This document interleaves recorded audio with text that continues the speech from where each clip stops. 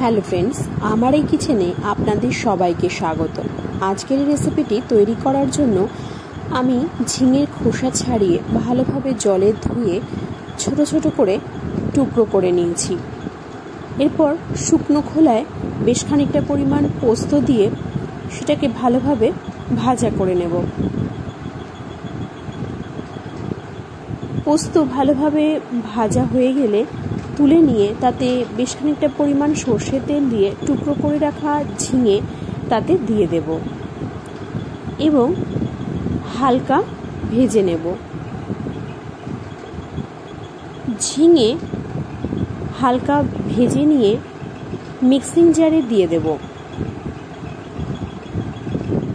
এরপর এতে দিয়ে দেব বেশ খানিকটা পরিমাণ নারকেল কোড়া, কাঁচা লঙ্কা এবং শুকনো খোলায় ভেজে নেওয়া পোস্ত। এরপর একটা মিহি পেস্ট তৈরি করে নেব। কড়াইতে সামান্য পরিমাণ সর্ষের তেল দিয়ে তাতে শুকনো লঙ্কা এবং কালো জিরে ফোড়ন দিয়ে দেব। এরপর পেস্ট করে রাখা ওই ঝিঙে কড়াইতে দিয়ে দেব পরিমাণ মতো নুন এবং হলুদ গুঁড়ো। এরপর সমস্ত কিছু ভালোভাবে মিশিয়ে নেব।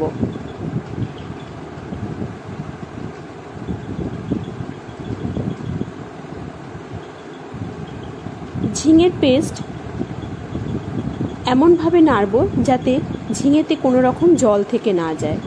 ভালোভাবে শুকিয়ে গেলে নামিয়ে নিয়ে ওপর থেকে নারকেল কোড়া, কাঁচা লঙ্কা এবং ঘি ছড়িয়ে দিয়ে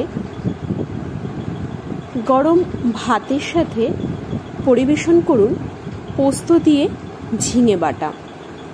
আমার আজকের রেসিপিটি যদি আপনাদের ভালো লেগে থাকে তাহলে অবশ্যই লাইক, শেয়ার এবং সাবস্ক্রাইব করার অনুরোধ রইল। ধন্যবাদ।